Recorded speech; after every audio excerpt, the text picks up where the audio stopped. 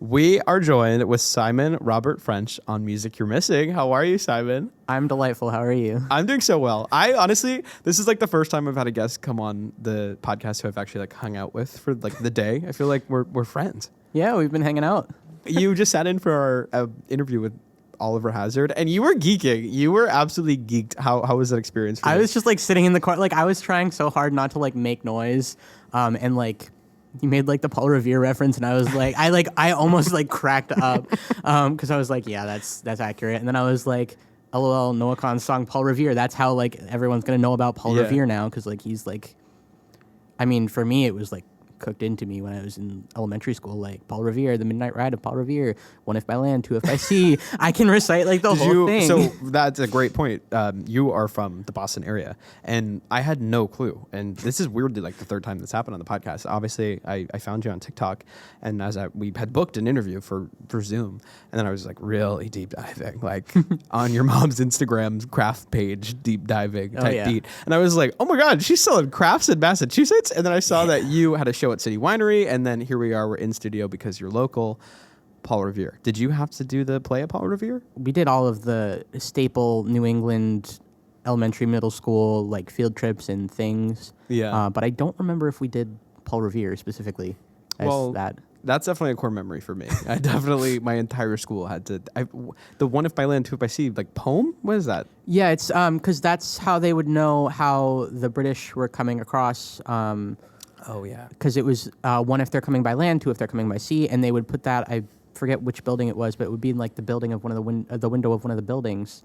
And that's how they would know like what was happening.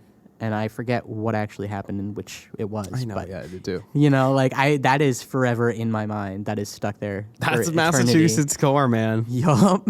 I mean, I said I found you on TikTok, and I found you because you were posting a new song a day, every day. What are we up to right now? I think yesterday was 258 or like something. Like we're around there. Oh, 250s. My goodness. Yeah. So obviously we got to talk about that and the crazy crazy like month that you've had.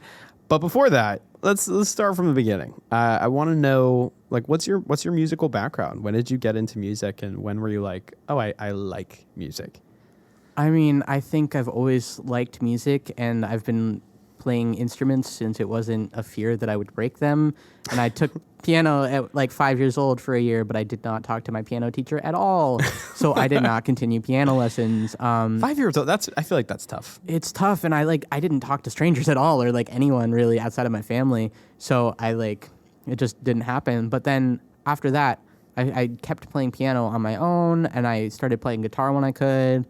And like my siblings, once my sister taught me how to play a song, I believe, and like taught me how to like read sheet music, and then I just started kind of doing that. And okay, so you got a musical family. Oh yeah, I got 3 very musical siblings and some very musical aunts and uncles.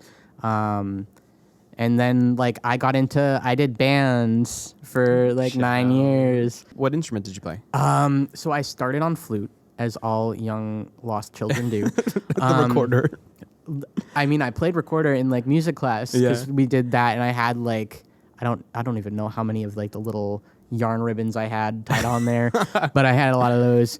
And then I played flute, and then I started playing clarinet for like the jazz band that met in the mornings, but I was so bad at making it on time for that. So I kind of loosely played clarinet for several years.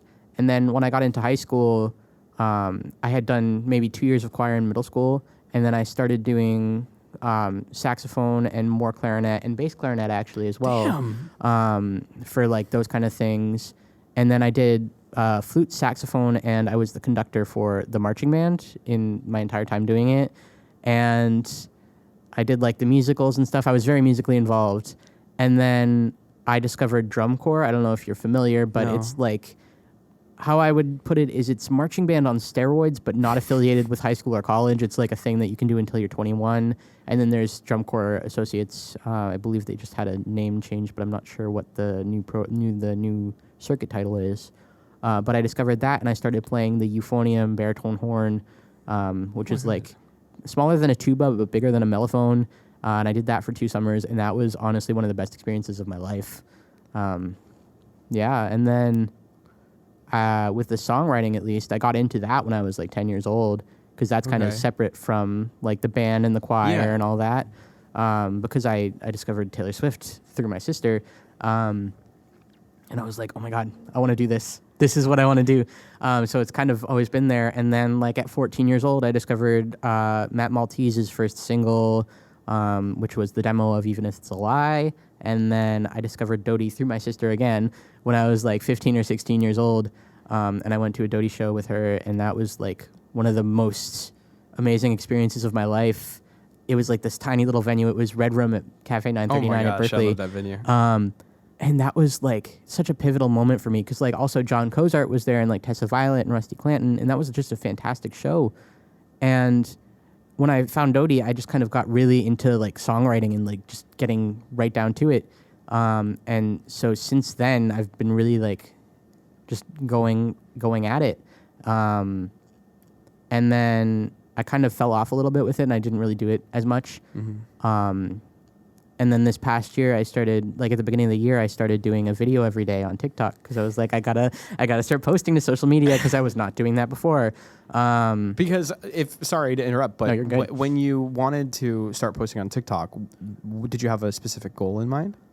My goal was just to start putting stuff on the internet, because honestly, that's the only way that I think I would have ever gotten noticed. Like, I don't come from a family that's like well connected in the industry. I don't live in an area where I have the opportunity to go to open mics and gigs that are like well populated. Like, I go to some of the smaller ones and stuff, but like I don't have the opportunity to go to those bigger ones where maybe like there's industry connections. It was truly just like to make content, like to get myself in that habit, because I don't know, like I never really got into like, I tried to make YouTube videos when I was younger. Oh my God, no, we all did. Who didn't? Like, literally, so many YouTube videos that are never going to see the light of day. Sorry. What kind of content? Literally just me sitting with a guitar playing songs. Oh, okay. It was always that. And then there was a brief dream of being a Twitch streamer. LOL. And then, yeah, truly it was just to get myself posting and get myself used to like putting myself on the internet, because I've never really been comfortable with that. And like 3 months in, I got so bored, because it was just post a video every day. It wasn't necessarily like write a whole song every single day. So like around 3 months in, it was March, like late March, I was so bored. And I was I watch a lot of artist interviews, so I was rewatching the Noah Kahan, Zach Sang Show interview, where he said that he wrote a song every day for 2 years before he got Stick Season. And I was like, I can do that. I can write a song every day. And I originally was just going to do it for like 30 days. And then I was going to go back to like doing covers and stuff and posting like every day and all that. But then I got really, really into it, and I just kept going, and I just kept writing songs. How often were you writing songs before you started writing them every day? So I would have like an idea like every day or every couple days, and I would like maybe write a verse and a chorus, but I would never finish songs, which is another reason why writing a song every day is like challenge. Really good. Because now I'm actually finishing an entire song every day, or at least getting it to a point where I would release it maybe if I had the opportunity. I mean, you can always come back to it, but it's definitely nice to have like the structure down. Something that someone said to me recently on the phone was that sometimes when you start writing something and you only get like a verse and a chorus in, and you come back to it a week later, you lose that initial spark, and you don't really have that same passion or the same idea for that song as you did the day that you started writing it. Yeah, that's so true. Writing the whole song in that one sitting, or like over a 12-hour period of one day, really just helps to capture that particular emotion or feeling. And I capture a lot of emotions and a lot of feelings in those songs. Yeah. I mean, obviously, you've had a wild few weeks. And I want to talk about the virality that you experienced. But first, I do want to actually talk about the track that, made this all happen, Robert's Place, a beautiful ode to your father. I would just kind of love to know why that day you were like, I'm writing this song. Yeah. Well, I mean, my father passed away when I was 2 years old, and I've kind of never really known how you're supposed to grieve someone that you maybe didn't meet or you didn't know. And that's something that I've been working through with music, and I've been working through just trying to understand how I am like able to or like allowed to grieve that. and I've written a lot of Dead Dad songs, and there's two more actually that I wrote that are like really like some of my favorites that I just love, but I mean it's just kind of always been a way that I can process it, and that idea like I'm going down to Robert's place actually started as a different song. It was gonna be like, well, I'm going down to like this town that my grandmother grew up in, and it was gonna be about that. And I didn't like where it was going, and that was like a couple days before I sat down to write Robert's Place. And so I just put it to the side. I just left it in my notes app, and a couple days later, I was just like thinking about my father, you know, as one does. I think about him a lot. And I remembered that, and I was like thinking about like, oh, well, like, I'm going down to Robert's place. I'm going down to like his grave and all that. And from there, I like just sat there and I started writing it, and it just kind of happened. Like it flowed right out of me. And that maybe 20 minutes to an hour, like at max. No way. Like that song came out so like naturally, and like it does feel kind of like a release that I haven't found yet, or I hadn't found at the time. And like all of my songs are written in diary mode. I'm very, very straightforward with what I'm saying and very honest about it. But that I was finally able to find this like release with, I don't know, like visiting his grave and like just kind of registering that like he was a person and he is why I'm here. Mm-hmm. And like that has impact, but also like I never knew him and I don't know really how to talk about it. So that was like this whole release that I had that was just like I didn't even care if it did well. Like it was just for me really. And it was so nice to have that finally. Yeah, I mean, when you were saying that, something that came to my mind is I was thinking, I wonder if he felt that way, you know, no matter what, if it went viral or not. So it's interesting to hear you say that you felt that way before it even, you know, gained traction. Yeah, I mean, going viral was never even like a thought in my mind. Like, I mean, of course, we're all like, oh, I hope this video does well. I hope this gets like 1 million views. And that's always been a thought in my mind. I won't lie. But it's not like, that's not why I write in the first place. Mm-hmm. It's never been about that. It's truly for me, and it's truly how I like process things. And like I'm processing going viral by writing songs about going viral. Like that's how I process things. That's how I like am able to see the world, how I'm able to get like my own perspective on it. And it's always been that.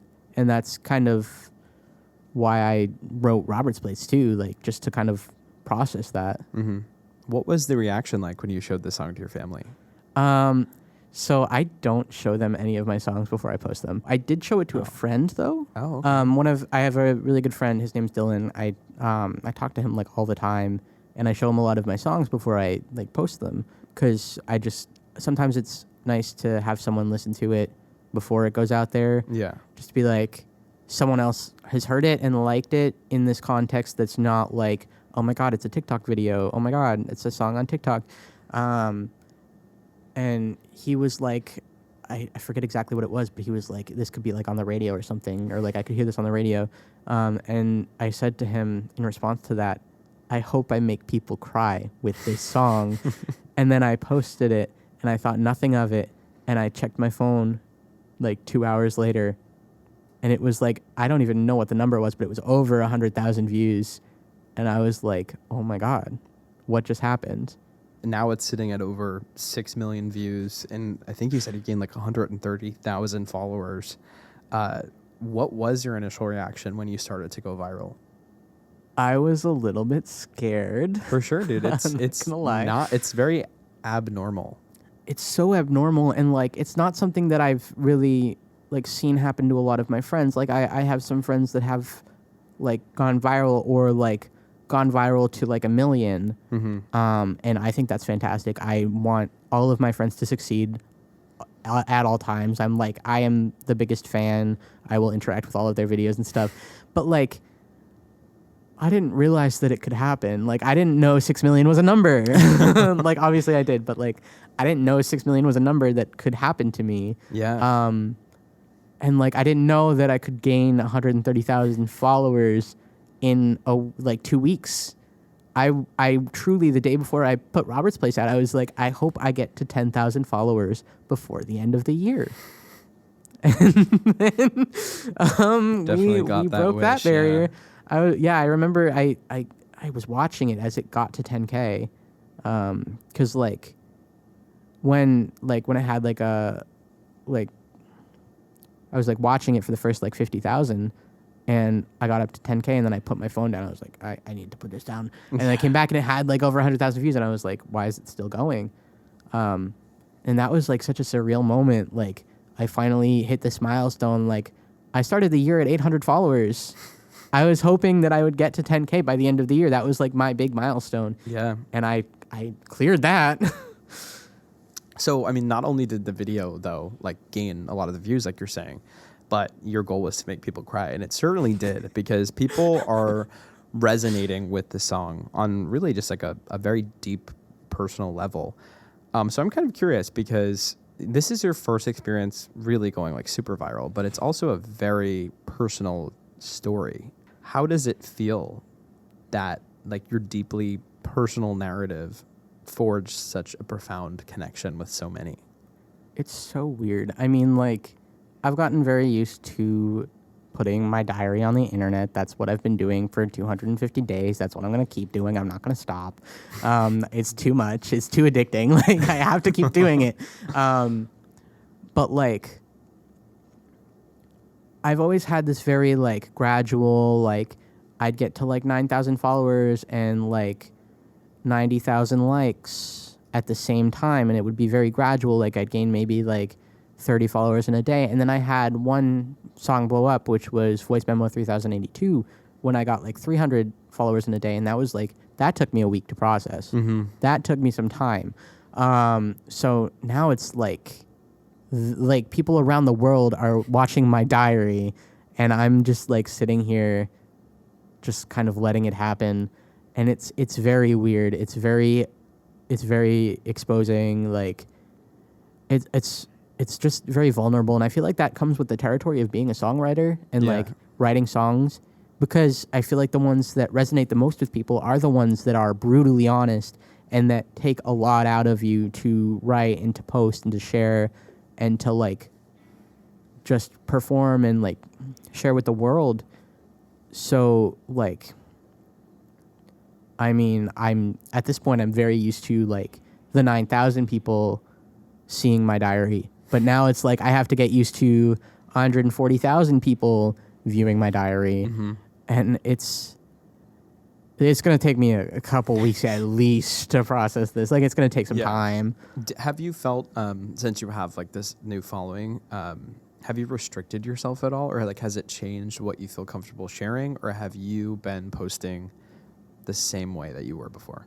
I'm doing the same thing. I don't think I could keep going if I didn't just keep doing the same thing, because I'm so used to it, and I'm so used to being so honest in my lyrics that I'll sit down to write something, and this yesterday I scrapped 3 song ideas that are a verse and a chorus now that I just didn't want to deal with, and I had originally scrapped yesterday's song of the day because I didn't know where to go with it, but then I ended up going back to it because I found more truth in it than the other ones. Mm-hmm. But when it doesn't feel like I can be honest, or I am being honest with a song, I can't write it. And I don't know, I'm just so used to being honest that I have to. Well, hearing about your musical upbringing and the artists that you liked growing up, that definitely makes sense. I can see, you fell in love with music because you love music. And the virality of it and the career of it was really never a goal. So I hope you never lose that. That is amazing that you feel that way. And it's hard. I mean, you can't lie. You were just faced with so many opportunities, and to still keep pushing through and being your organic self, that puts you above so many, not others, but you're doing it right. You're in the right headspace. Yeah, people have said that to me a lot this week. Yeah. My mom said to me, I've never heard you on the phone this much in 24 years. That's hilarious. Yeah. So you obviously have had industry conversations. How do you find navigating those? Do you feel confident in your discussions? The first couple were a bit rocky. I was a little stressed out. That was like the Monday and Tuesday after Thanksgiving, because I posted the song like the day or two before Thanksgiving. So then after that, I was like, okay, I need to take this time for my family. Yeah. And then when I got on the phone on like Monday, Tuesday, I was pacing around my room. I'm not gonna lie. I will pace when I'm on the phone. And like I was like very anxious at first, but now I've gotten kind of used to it. And like honestly, I'm very grateful that all of these people have had the time to like talk to me. Yeah. Because I like talking to people and I like sharing ideas and I really enjoy like doing this, like being on a podcast, talking to someone about this stuff. Like I'm so grateful that all of these like people who have like actual people jobs and like do actual people things have the time to like sit there and like talk to me for 45 minutes. Or like I ended up on the phone for like an hour with one of the reps. Wow. Just because we kept talking. And then with one of the other people I talked to, we were on the phone for like an hour and 20 minutes. And like, I'm so grateful that they have the time. And they're all like, thank you for taking the time to like talk to me. And I'm like, no, this is like, thank you. Like, I am like literally just a guy. And like, I've always literally just been a guy. So like. A very talented one at that. Thank you.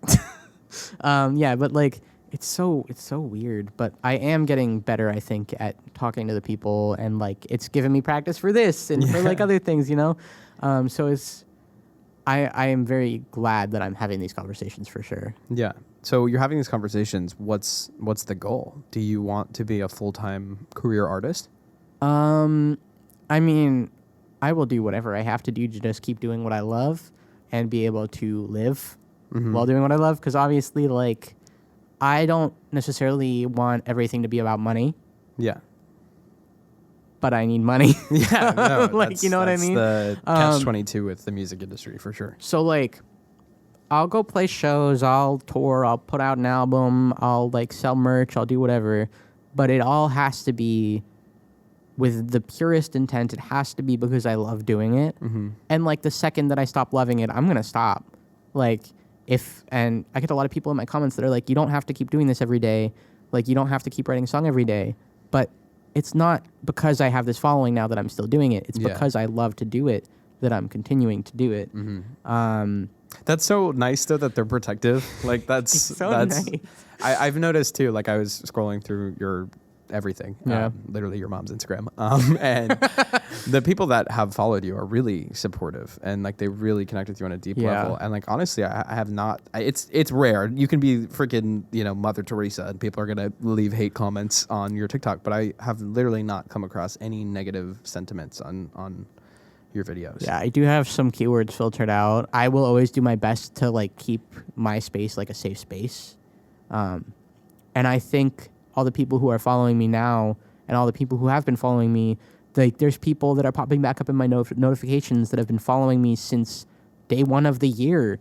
And like, I'm so glad that they're like popping back up and that I'm back on their pages, because they've been there, and like they are why I kept doing what I was doing. Yeah. And like why I felt confident about continuing what I was doing. It's nice that everyone is so sweet and so supportive, and I've gotten several comments that are like, we have to protect him at all costs. I'm like, thank you guys. So it's so sweet. Yeah, I mean, I think it's part of too, like what you put out, you get back, and I know it's so corny and cliche, but honestly, as I age, I find like the biggest cliches are the things I actually like believe in the most. And you're doing all the right things. Like you really are protecting your peace in such a vulnerable time. Like vulnerable in the sense your feelings are out there. Like you're opening your inner thoughts that most people, would never have a platform to share to so many. But then also, you're making fucking money moves. So you're definitely doing the right things by protecting yourself at all costs. Yeah. I feel like I have to, just because, like, I mean, right now it's just me. You don't have a manager yet. No. I'm sure that'll change eventually if we take this full time. I think it has to. Yeah. Like, I can't do this myself forever. And, like, right now it's working, but it's not going to work forever. And I could use that help. Mm-hmm. And, like, I've talked to a few already, and, like, I'm honestly just feeling it out right now, because I don't even know what I'm doing. Yeah. But they've all been fantastic. Like everyone I've talked to has been just like so great and so supportive. Definitely. Well, definitely explore your options. Yeah. And when you do ultimately decide to go with someone, don't make it a long-standing deal. Make it something short-lived so that if it doesn't work out after like a month, you can say, like bye. a month-to-month lease. Exactly. Exactly. Yeah. But again, like I feel like there's I mean, it's true for sure on a higher level, but at this level, like the people that you work with are really passionate about music, and like they do want to see you succeed, and you can tell when they don't. And I feel like you have a strong intuition. I feel like you'll know. Yeah, I've always been very good at like reading people. I feel, and like that hasn't always rung true. Like I've had some bad experiences with people, not necessarily in the music space, but like I've had bad experiences with people, and I've kind of learned how to avoid that and what like red flags there are, even like just in talking to someone who I might want to be friends with, or like maybe like talking to someone to go on a date or whatever. Like I've gotten very good at recognizing red flags, and like I've been talking to my friends about like their issues, so I'm very good at seeing those red flags there, and like picking up red flags that other people have picked up on. I've just gotten very good at weeding out like the bad people, I guess. Mm-hmm. Like I can tell that you're like very chill, and like you have pure intentions with like everyone that you talk to just by like watching the other interview and like talking to you now. But I can definitely tell when I start talking to people if they're kind of putting on a front, or if they're like being facetious in any way. Yeah. If they're, sorry, I'm using vocab words. No, I love it. If they're not like doing anything, like if they're not being pure with their intentions, or if they're not being honest, then I can usually pick that out pretty quickly. Oh yeah. Facetious, great word. Actually kind of reminds me of a quote Taylor Swift recently said. And actually, I don't want to say it was a quote because I don't know exactly what it was. But she basically said something on like Midnights. She used a lot of like bigger words, like words that aren't in regular everyday vocabulary. And she was like nervous to do that until recently, which I thought was really fascinating because she's Taylor Swift and she can do anything. Do you ever stray away from certain words because they're too like grandiose? No. Grandiose. I will always use I will use the big words if it's the word that comes to me, and if it's the word that fits the thing, I will use it. And like I just love words. This is not really related to like the songwriting, but I was actually considering getting a master's degree in linguistics before I got my fourth concussion. I've had several of those. Oh my God, were you like okay with all those bright lights around? Oh yeah, I'm fine. Okay. This was like, this last one was last year, 2022 in October, like right before Halloween, because I got my wisdom teeth out and I had a seizure because of a med interaction, and I hit my head on the wall. But yeah, before that, I was considering a master's in linguistics, and then when that happened, I just kind of lost like a lot of my core academic like brain cell. Mm-hmm. And I always joke with my friends that I have one brain cell, and the brain cell is like working in overdrive right now. But like truly, like I've gotten to a point where I'm remembering things and I'm getting better. Like my brain is getting better, but I definitely haven't gotten back to the place where I was like the week before that happened. But yeah, I love words. It's always been words. If you like listen to any of my songs, you can tell that I put like every bit of my like mind into the words, and that is my like central point, and it's mostly about the words. So like, yeah, I will use whatever word I want. I love that. I mean, that's another observation is like, you just said you wanted to get a master of linguistics because you're like linguini. That's kind of like a ironic little wordplay there. You wanted to get a master. Oh my God! Why can't I speak now? A master's in linguistics. Yeah. Because you like words, and like you're an artist because you like music and lyrics. It's like you're very, again, the intentions are pure. Yeah. I'm loving for it. But listen, I would be remiss if I didn't bring this up because I think it's the coolest thing ever.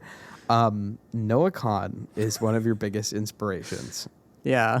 Like, you're literally in a Noah Kahan sweatshirt right now? I am, and I have the T-shirt underneath it. No way. Yeah, I do. Well, I love artist merch. I think artist merch is, like, the best quality clothing. This sweatshirt is so soft, and, like, it's such good, like, plugging Noah Kahan by Noah Kahan merch. Like, it's such good, like, and, like, I have a Lizzie McAlpine sweatshirt that I love, and, like, I love making a statement too. Like when I'm out and I'm I'll like, wear like a little hat. I'm like, oh, I hope no one notices my I shirt. hope no one and asks notices. for my playlist. Yeah, like the outfit of like Noah Kahan. Like I'm literally like on the back it says like Noah Kahan, like or something like that. I just got this in the mail yesterday because I ordered a bunch of merch.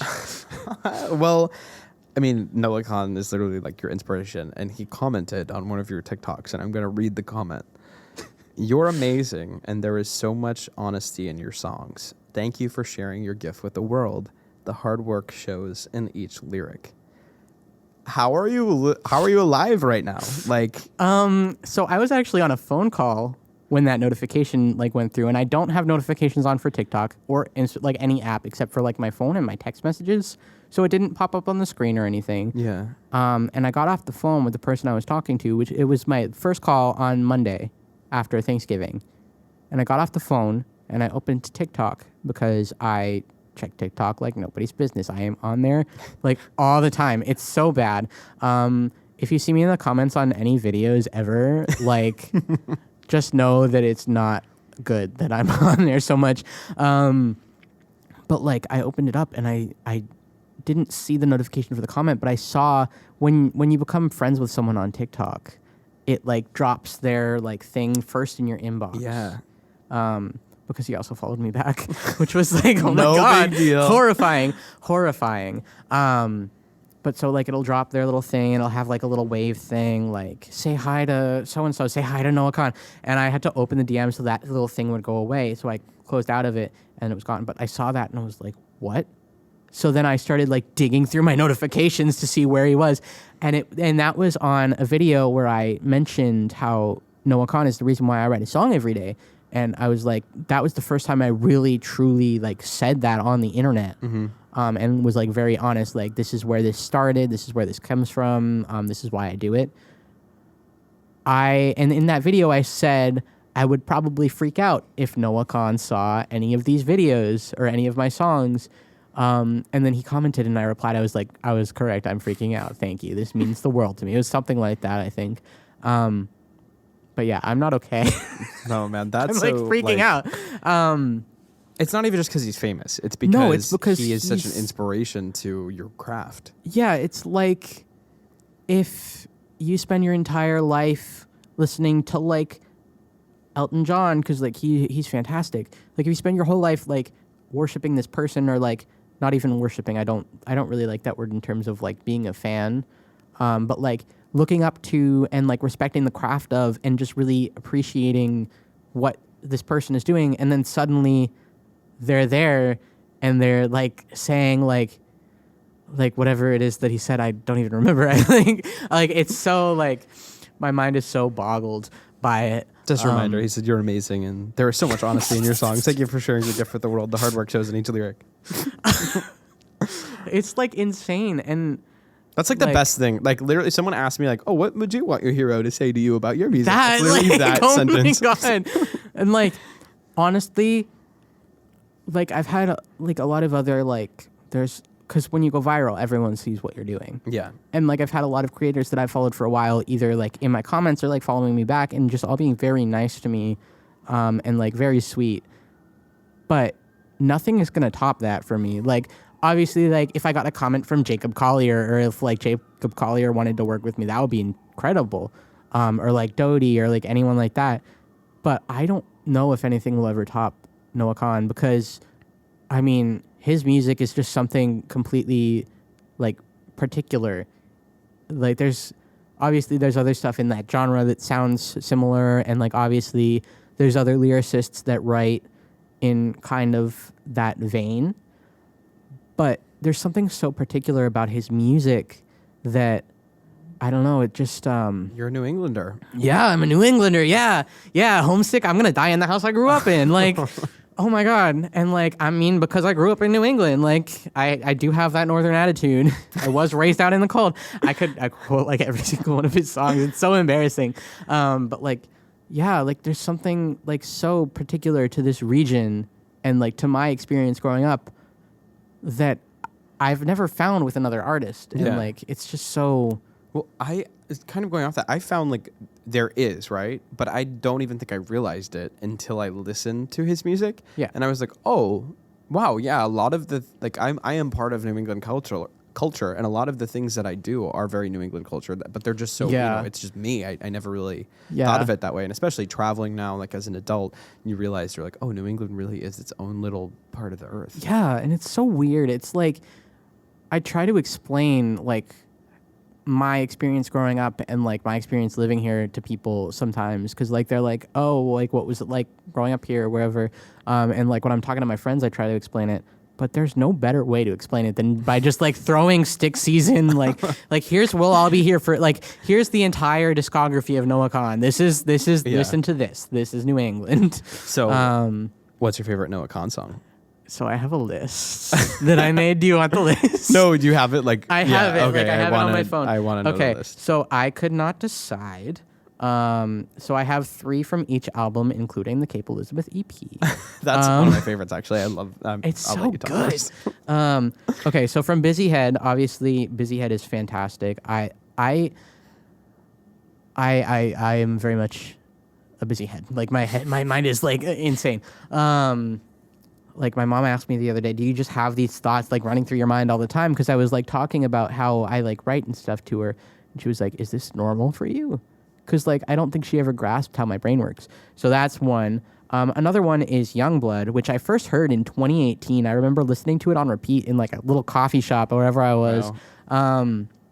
And that song really made me feel seen because like I was the kid 4 years, no high school parties, like and I've always tried to live by like the chorus of that, which is like stay humble, like keep your time, like do your thing, like whatever, and don't let it like get to you. That's kind of been like one of the big things, especially with going viral, that I've been like centered on. And then my third from Busy Head is False Confidence, because I have that. Lots of false confidence. Like it. I make it look very easy to just like put a video out there every day and like bare my soul, but I am horrified, and it's so scary. It's so like weird and alienating,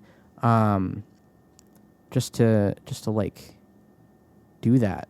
But yeah, I mean, on to I Was I Am. So the first 2 I just love, like production wise, lyric wise, everything. The first 2 are Fear of Water and Howling. Those are both fantastic songs. And then my third is Godlight, because I've been listening to like all of Noah Kahan for a while, and like I'll like listen through to all of his albums, but then I went viral and had that moment, and like I'm now in this spotlight, and I listened to Godlight after that for the first time, like not like for the first time ever, like I heard it differently. Yeah. And it's so weird to like finally understand, not necessarily exactly what a song is saying, but like to understand what a song is saying in a way, or at least feel closer to it. So that one is definitely one of my top 3 for I Was I Am. For Stick Season, I picked all of like the sad ones. Like Strawberry Wine, the first time I heard of that, obviously it's not necessarily about this at all, but the first time I heard it, I thought of my dad. Really? And I had that like connection to it, and it's been my favorite, my like number 1 favorite ever since. And then I love Halloween. Halloween is so good. I feel like that's a slept on one from the album. It's so good. And like, it's so raw, and like lyrically it's so good. And like, I love the line, a murder of crows in the low light off Boston, and I see your face in each one. Like that is such a line. That is so good. Yeah. I could talk for songwriting for hours. And then my third is You're Gonna Go Far, because I love it. And I've always felt very stuck where I am, and just kind of where I am. And now people are like commenting, You're Gonna Go Far, and like they're like saying that to me, and I'm like, that's so sweet. And then I also added a little note here. It says, Homesick makes me feel at home. Like that entire album like makes me feel at home. And then finally the Cape Elizabeth EP, which is like the best thing ever. My 3 from that are Maine, which probably my all-time favorite Noah Kahan song for sure. It's so good. It's just a feeling you get when you listen to that song, and like, oh my God, listening to that like on the highway, windows down, going and whatever speed. Like whenever I cross the border of Maine, you bet your bottom dollar that is going. That's got to be the first 2 times in a row. And then my second one is A Troubled Mind. I just kind of feel very connected to that song, especially now. And then Glue Myself Shut is the third one, like, because I've I mean, I've basically been doing that my entire life. Is like, I really connected with that. First of all, I just want to say that I love the fact that you didn't just give me one song. You went through No, his I had entire to- discography. Yeah, I could keep going, including if the you want. EPs. No, I am so happy for you that you got to experience that, because I mean, listen, I work in music because I love music, and for a opportunity like that, like even just a comment is the coolest thing. Literally, like, I could never, like, I mean, obviously, I would love to work with him. I'd love to, like, literally, I would love to sit in a room and just, like, play guitar and, like, make music with him, even if it doesn't get posted anywhere. Like, because that's not why I do it. Like, I don't care about making content in that vein. Like, I would just love to have that experience. But, like, even if I like, never speak to this man again, that made my life. Like, that was incredible. And, like, the feeling I got from that was insane. Yeah. Well, Simon Robert French, first of all, amazing name, like born to be famous. You've got tracks officially coming out on DSPs, and they will be out by the time this podcast comes out. Is this indicative of future projects, songs to come? And are you working with people to get these out? So with the ones that I'm putting out tomorrow, yeah, I'm working with like someone to help me. Like someone very graciously offered to help, and they've been very, very nice and very helpful, and like I'm so grateful for that, because like I've just been thrown into the ocean. I'm a little goldfish, just like dropped right in. So someone's helping with that, and then I really don't know when or what is going to come out. Just because right now I'm like in the trenches, and I'm working on a voice memo album of some of the songs from Song a Day, which I was originally planning to get out like this month. That is definitely going to be pushed back a little bit. You got some emails to answer. I've got a lot of emails to answer, a lot of stuff to consider, and like I'm just so, because like I was going to use like DistroKid or something to put it out there, but now that I have all these people like in my inbox and like all of these things going on, I think it's better for me to wait a minute and not have to like deal with DistroKid. So things are coming eventually. Don't know when, don't know how, don't know what, except for like those voice memo EP or like voice memo albums of the Song a Day songs. But yeah, eventually. All right, man. I'm excited, and I know the fans are thirsty. Like the comments they're begging you to get it out. So I'm happy for them that they'll get Robert's Place on Spotify. Yeah. And that's a live recording, correct? It's not a it's a voice memo. It's that, and there's two other songs. I'll tell you because they're gonna be out anyway. But it's Robert's Place, and then the one I wrote the day after called "Do They Have Internet in Heaven?" That one got 1 million views. Yeah. Because of the virality of Robert's Place, everyone like was already there, and they were like looking at that as well because it was like the day after, and that one did super well too. And the third one is this one that I wrote called "How to Grieve," and it's also about my dad. It's like it was my first foray into kind of really, really, really truly unpacking that and that like grief that I have. But yeah, those are the 3 that are coming out and are out whenever this posts, but are not out yet. Man, I'm excited to hear that. I think, obviously, having heard Robert's Place and actually having heard Do They Have Internet in Heaven, I'm excited to listen to them as like a cohesive kind of element and really further explore how your creative mind works.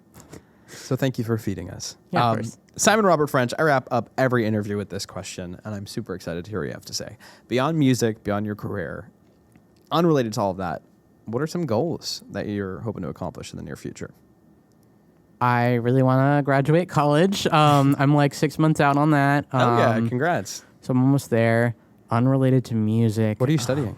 I'm studying creative writing. Okay, of course. Surprise. Wow, shocker. Oh my God, this came at a perfect time then. Literally, like, I'm like 6 months out from graduation. Like, I want to be done with school. And then I didn't really know what I was going to do after. So, great timing. But yeah, besides music, honestly, I want to be able to spend more time with like reading because I love reading books. And I also love playing video games. So I want to be able to commit more time to that because I have a friend group that plays Minecraft that I really love, like getting into that with them. You better not get too big for them. Oh, no, they're stuck with me forever.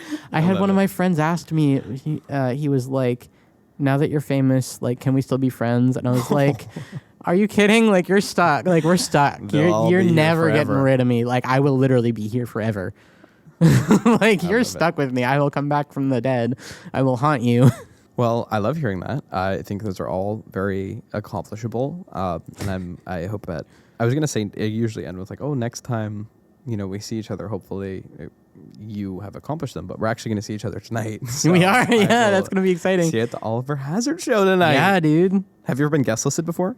No, I don't even know what I'm supposed to do. This is so cool. So, baby's first podcast, baby's first guest list. Literally. So you literally arrive and you go to the box office, and the only thing that you're gonna need is an ID. Fantastic. And then you just say, "I'm on the guest list," and then they'll give you your tickets. Now, I will say, a lot of the times there's an issue with the guest list. So someone's gonna look at it and they're gonna be like, "You're not on the guest list," and then you're like, "Oh no, I am." Let me pull up my contact, and then by the time you get your email out, they're gonna be like, "Oh no, actually you are on the guest list. I wasn't looking correctly," and then you're like, "Oh okay," and then you get the tickets. Yeah. Get ready for that. Okay. A lifetime of that. Cool. Simon Robert French. Oh my God, I'm terrified.